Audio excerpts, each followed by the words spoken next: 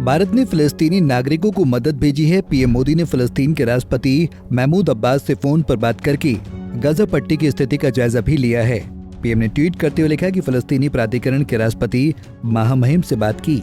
महमूद अब्बास से गजा के अल-अहली अस्पताल में नागरिकों की मौत पर अपनी संवेदना व्यक्त की। हम फिलिस्तीनी लोगों के लिए मानवीय सहायता भेजना जारी रखेंगे। क्षेत्र में आतंकवाद, हिंसा और बिगड़ती सुरक्षा स्थिति पर अपनी गहरी चिंता साझा की। इजराइल फिलिस्तीन मुद्दे पर भारत की लंबे समय से चली आ रही सैद्धांतिक स्थिति को दोहराया। पीएम मोदी ने फिलिस्तीन के साथ वही व्यवहार किया जो राष्ट्रपिता महात्मा गांधी से लेकर सबके प्रिय नेता अटल बिहारी वाजपेयी ने किया था। ये कहा जा रहा है जनता पार्टी की सरकार बन गई, वो अरबों का साथ नहीं देगी, इजराइल का साथ देगी। आदरणीय मोरारजी भाई इस स्थिति को स्पष्ट कर चुके हैं।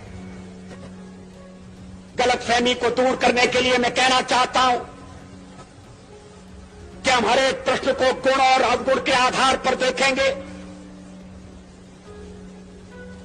लेकिन मध्य पूर्व के बारे में यह स्थिति साफ है कि अरबों की जिस जमीन पर इजराइल कब्जा करके बैठा है वो जमीन उसको खाली करना होगी। आक्रमणकारी आक्रमण के फलों का उपभोग करे, ये हमें अपने संबंध में स्वीकार नहीं है। तो जो नियम हम पर लागू है वो औरों पर भी लागू होगा। अरबों की जमीन खाली होना चाहिए। जो फिलिस्तीन है, उनके फिलिस्तीनी हैं, उनके उचित अधिकारों की प्रस्थापना होना चाहिए। इजराइल के अस्तित्व को तो सोवियत रूस ने, अमेरिका ने भी स्वीकार किया है, हम भी स्वीकार कर चुके हैं। मध्य पूर्व का एक ऐसा हल निकालना पड़ेगा जिसमें आक्रमण का परिमार्जन हो और स्थायी शांति का आधार बने। गलतफहमी की गुंजाइश कहां है, लेकिन शायद वक्ता के नाते मैं अपने अधिकार का अतिक्रमण कर रहा हूं। ये तो नए विदेश मंत्री होंगे जो हमारी विदेश नीति पर प्रकाश डालेंगे।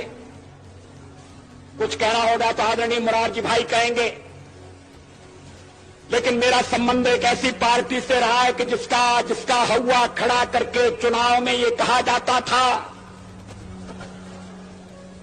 कि जनता पार्टी पर जनसंघ हावी है और जनसंघ मुसलमानों का दुश्मन है।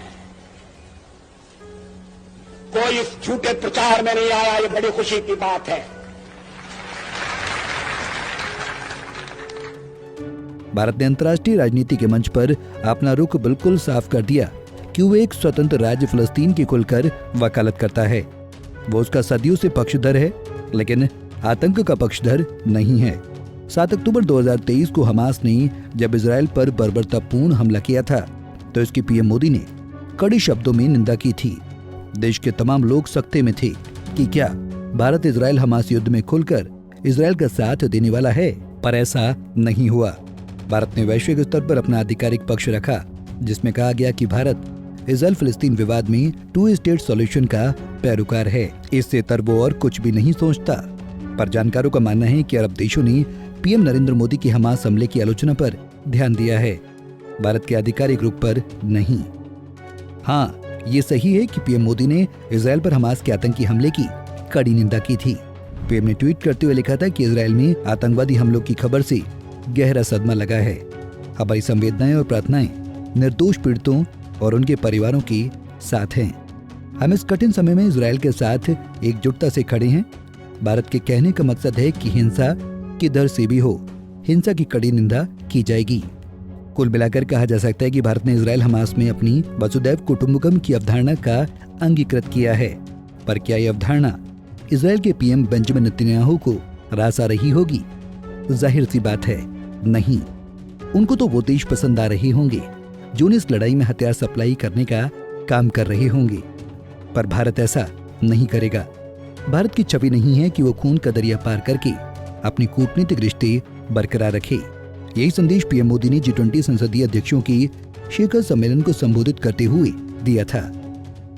भारत की संसदीय परंपराओं पर देशवासियों के अटूट विश्वास की एक और बड़ी वजह है जिसे आपको जानना और समझना बहुत अहम है। ये शक्ति है हमारी विविधता, हमारी विशालता, हमारी वाइब्रेंसी। हमारे यहाँ हर आस्था के लोग हैं।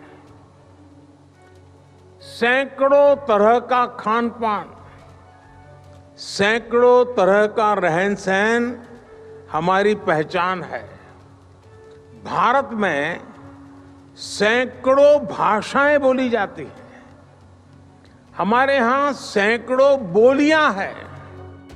पीएम मोदी ने इजरायली पीएम बेंजामिन नेतन्याहू से भी बात की है। पीएम ने ट्वीट करते हुए लिखा है कि मैं प्रधानमंत्री बेंजामिन नेतन्याहू को धन्यवाद देता हूं उनके फोन कॉल और चल रही स्थिति पर अपडेट देने के लिए। भारत के लोग इस मुश्किल घड़ी में इजरायल के साथ मजबूती से खड़े हैं। भारत आतंकवाद के सभी रूपों और अभिव्यक्तियों की कड़ी और स्पष्ट रूप से निंदा करता है। भारत आतंकवाद के खिलाफ है, इंसानियत के खिलाफ नहीं। प्रेम सौहार्द को बचाए रखने के लिए अपनों के प्रति एकजुटता दिखाते हुए भारत ने ऑपरेशन अजय लॉन्च कर इजरायल हमास युद्ध से भारतीय नागरिकों को वापस भारत बुलाया है। Bureau report, Punjab Kesari TV. हमसे जुड़े रहने के लिए हमारे YouTube चैनल को सब्सक्राइब करें और नई वीडियो की नोटिफिकेशन के लिए बेल आइकॉन को दबाएं।